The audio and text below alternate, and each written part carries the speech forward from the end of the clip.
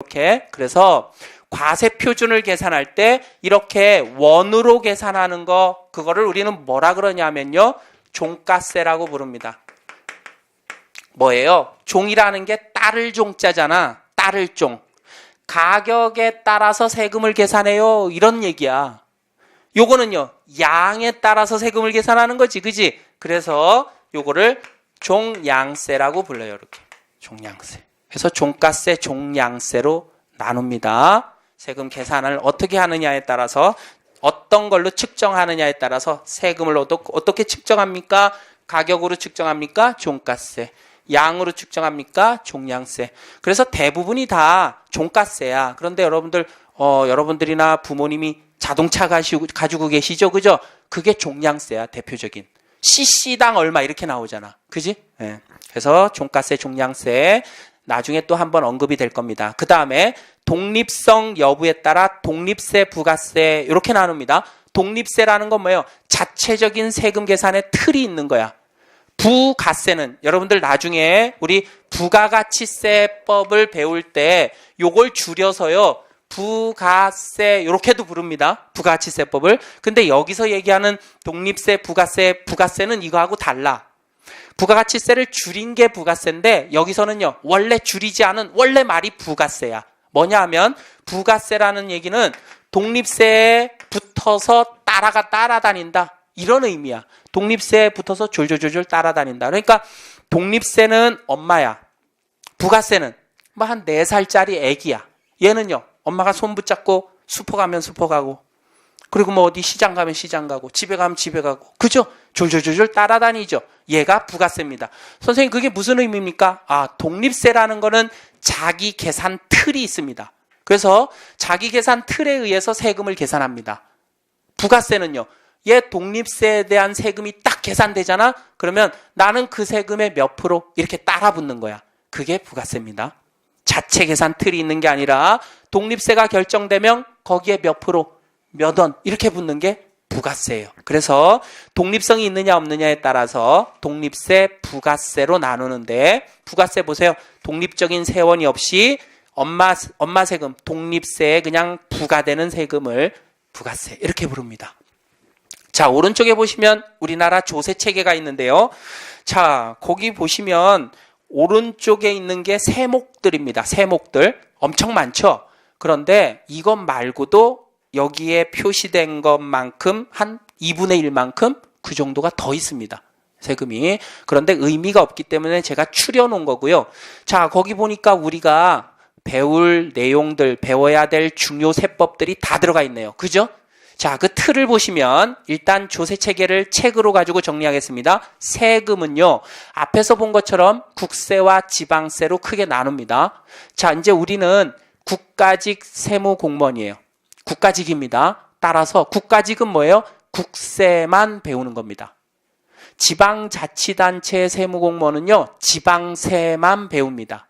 그런데 지방세는요, 국세가 배우는 범위가 이만큼이라 그러면 지방세는요, 요만큼만 배웁니다. 요만큼. 거의 요 파트 위주로 배워요. 지방세는. 차이가 납니다. 물론 나중에 합격한 이후의 생활도 차이가 나겠죠. 예. 그거는 뭐 나중에 제가 기회가 되면 설명을 드리겠고, 자, 우리 여기 계신 분들은 세무직 9급, 7급을 지금 준비하고 계시죠?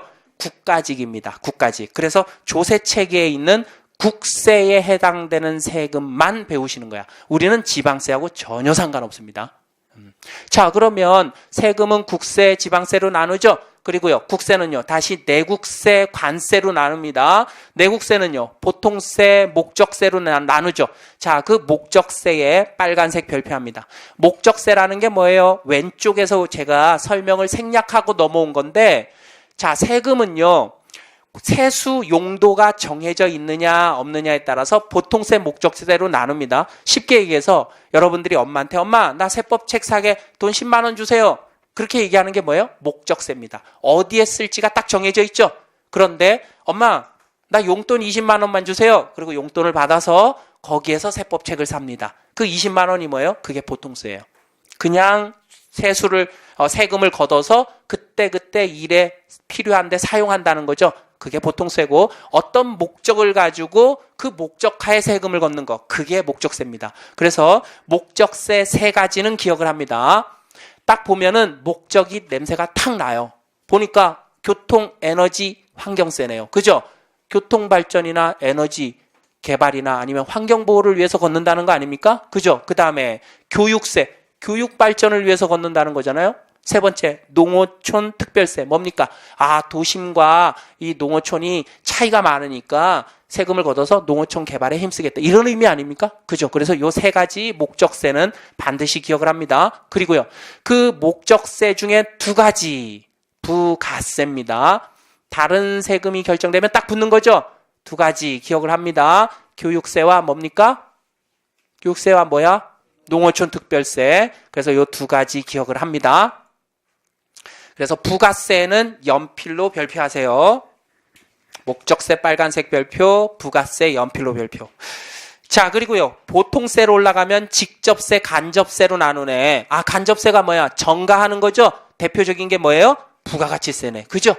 그리고 나머지 우리가 배우는 것들은 대부분 다 직접세입니다. 그래서 법인세, 소득세, 상속세, 증여세 이런 것들이 다 직접세죠. 그죠? 그래서 조세 체계가 이렇게 이루어졌다는 거를 기억을 하시고 참고적으로 그냥 보시면 됩니다. 자, 우리 시간이 조금 됐는데요. 10분만 일단은 쉬고 하겠습니다. 그리고 여러분들 원래 수업이요.